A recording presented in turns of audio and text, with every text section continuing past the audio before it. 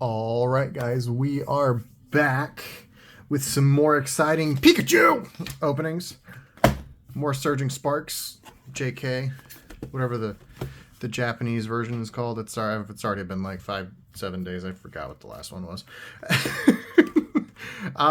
So just a friendly reminder: when you go to Japan, they remove the outer wrap. I think it's something about preventing those evil resellers from getting a hold of their products and being malicious with the pricing. You know, doing the dirty Dans and evil things. Evil cardboard investor things. It's not allowed. It's evil. Forbidden fruits. So as you can tell, I have the box and cards from the last opening here still. And we hit 3 commons, an uncommon, and another uncommon. The interesting thing that I have learned is that the efficient way to list these is to go into the pricing tool and sort by numbers. And just Control F your way through the whole bloody thing. That is definitely going to be what I will end up doing with these. I will go ahead and bulk it out because that's just how I be. Actually, here, let's set these off to the side because that's our rare stuff. And we'll do a retrospective review on these, see how we did, see how the openings panned out, if we did terribly or wonderfully. My average cost on these boxes is like $40, I think. Ooh, that's something. I don't know what it is, but it's something. Ooh, hello, fancy thing. And then we have another uncommon. I think we pulled that already, actually. Is that in the pile here? In the pile? It's in the pile? No, not in the pile. Okay, that's a new one. Spicy, let's go. Yes, so Japanese card market is interesting. I do not think long-term I will be doing anything with the Japanese Pokemon because I generally do not have a whole lot of interest in doing foreign market stuff and just dealing with all the shenanigans around that. I might do like sealed boxes one day, but again, like it's such a small SKU. It's just a pain in the butt. I just don't want to deal with tracking it. I track so many other things already. Like, ooh, hello. You know, I track so many other things. Adding like another entire language SKU to me is just like, it makes my stomach turn. I'm like, oh god, I already have so much work. I have too many obligations as it is, and I'm like, you know, I don't think this is the future for me. I do love the foreign card stuff, especially Pokemon, because I think it's a good place to park some money. I guess long term, like if you're down to clown and just throw like, you know, $200-300 at it and just keep a couple of sealed boxes of Japanese stuff so you can get with like the outer wrap, because again, if you buy these from the Pokemon Center, they rip the outer wrap off, so you cannot do it that way. So I think there's just a workload there that I personally don't want to. It won't open. I don't want to deal with. But you know, it might be for someone else's. It might be someone else's fancy. Maybe they just absolutely love the Japanese and they want to move it and they love it, and you know, more power to you. I respect. But nobody got time for that. This guy don't got time for that. But an interesting thing, do we want to talk about Flesh and Blood while we're opening Pokemon? Oh man, that's such an ironic opening.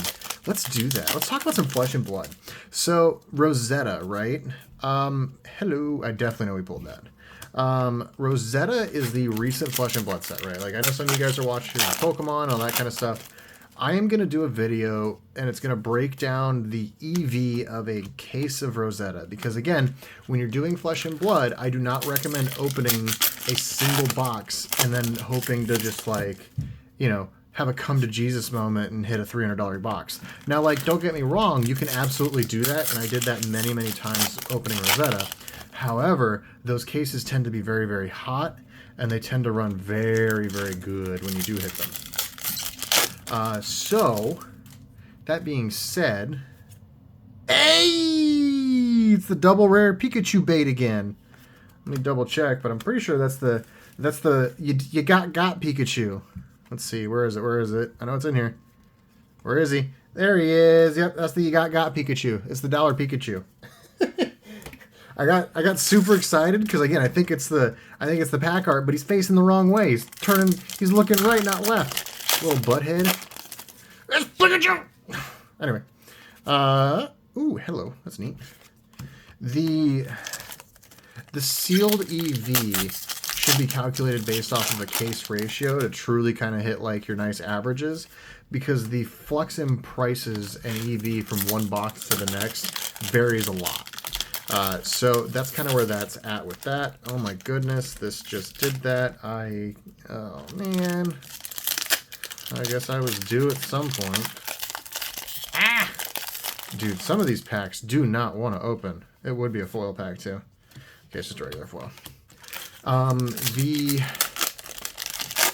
singles in Rosetta, there is now a $50+ Majestic. I believe it was $56 or $57 when I last looked at it. Ooh, hey, headphones, pink one. Ooh, that's great. Look at the foiling on that. Watch it. And the foil was just as much. And there's also a $40 some odd dollar Majestic. And there's multiple $20 Majestics. So we have reached that point where I'm going to calculate the EV. Hey, and we pulled that fugly boy too. I'm going to calculate the EV, and I'm going to show you guys how I do my math on Flesh and Blood sets, right? And I obviously grade out some singles, and I have like higher than expected returns based off of that. So that's like a different calculation that I do personally. But like I care about like the actual. Ooh, hey, I thought that was Butterfree for a second, but I don't think that's Butterfree. And you know, I do a different math breakdown for FaB boxes when I'm opening. So my goal is that from just the non-foil Majestics, I'm hoping to recover between 90 and 95% of my value when I open a case. And oftentimes I am substantially over that with just the Majestics, which is wonderful. And then there's other hits and stuff in the cases that you get, and there's many things that can affect those outcomes, which is interesting. Cool. But yeah, with that being said, though, the EV on Rosetta is, again, so deeply inverted. I'm probably going to be breaking down another 20 to 30 cases of product, and I have 75 or 80 left. So those are going to get cracked, open, processed over into singles, itemized, and shipped and listed. And what you end up with is like, this is my heavy hitters pile because I happen to have it still. These are all foil Majestics. And I have like steadily dripped some of these out over time, and I'm out of some, out of others. I kept my 1x of everything for the master set, but like these are just extra Majestic foils that I have. And then the rest of these are also all extra Majestics that I have from heavy hitters. I did not open up as much heavy hitters as I did Rosetta. Rosetta was by far the set that I opened up the most of, and I did incredibly well. I think at the end, after fees, I was very close to $400 to $450 a case. And that's not counting me keeping stuff like these, some of this stuff that's been sold. These were ones I was keeping. Yeah, I'm keeping these. You know, there's other things that factor into that. You know, right here in value, you know, this is the Aurora. This is probably like $250. Verdance in a 10, probably also $250. This is the Altart Aurora. You know, this is probably like a $300 to $400 card in my opinion. It's way undervalued. I have no interest in selling this. This is a super, super hard to pull card. You know, and then the Cold Foil Arcana, you know, $170 right now. So, you know, there's easily another $1,000+ there just in cards that I kept. But like the raw value here is like 100, 110, 80, 160. Like there's an easy 2x here of value. So it actually might be higher. Good Lord.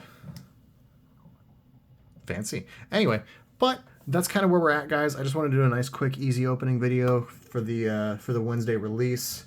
I am still mad scrambling with the move and trying to get everything readjusted and put in place and everything removed and put back where it needs to be and find missing things that were tucked all over the bloody place. Like this, by the way.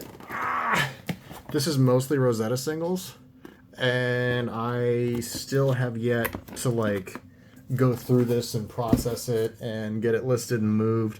That's just how busy I've been. The new house has been sucking my life up, and it's just been it's been a struggle, guys. This is a lot of work that I'm doing, and a lot of it's done solo bolo. I did have a lot of help from some friends though with the move, which is fantastic. I would be a literal zombie right now if I had to run that whole thing solo. I just want you to like, just as a fun story, right? Like while everyone's here and while we're talking about this, I want you, for a moment, I want you to go find 7,000 cards. And I'm sure most of you watching this, if you're still watching this, you have this. I want you to take 7,000 cards, put them into a box, and then I want you to pick that box up, go walk up a flight of stairs, and then put it down 20 feet away. And then do that another 150 times. That was the first half of the move. Then I want you to take that 150 reps of that box moving you do. And you can do this 2 boxes at a time, because I was picking them up 2 and 3 at a time. Take that 7,000 cards in a box and then unload it from a 4-foot shelf and then walk it 40 feet.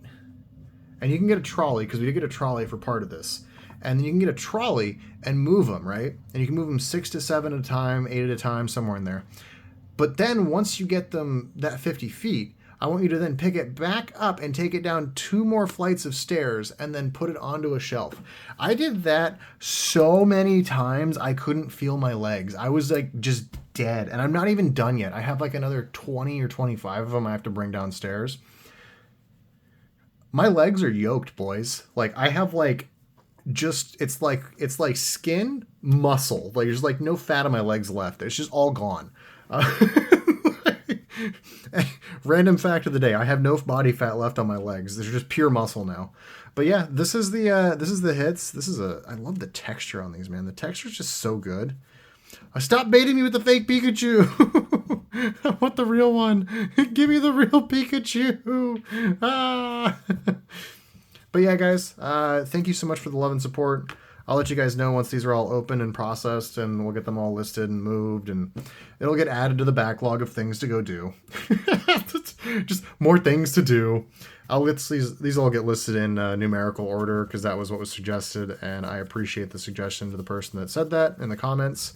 That was a huge help. I was originally just going to say screw it and keep all this stuff, but now I have found a more efficient way to monetize these, so that will be happening. Man, all these, it's so funny, like, looking at some of these, like, I don't actually know some of these Pokemon. Like, I don't know the bird here. That's Taurus. Wait, what? Maybe it's not Taurus? There's 2 Taurus. I don't know. Which one? One's Taurus and one's not. Are these the same? Oh, they are the same. Okay, interesting. So they're just Taurus, but different, I guess, energy types? Interesting. Yeah, there's like so many of these I just don't even know. This is what you get for being like basically like a Pokemon boomer and only playing like old Pokemon guys. Anyway, thank you so much for the support, guys. I'll talk to you guys soon. Bye-bye for now.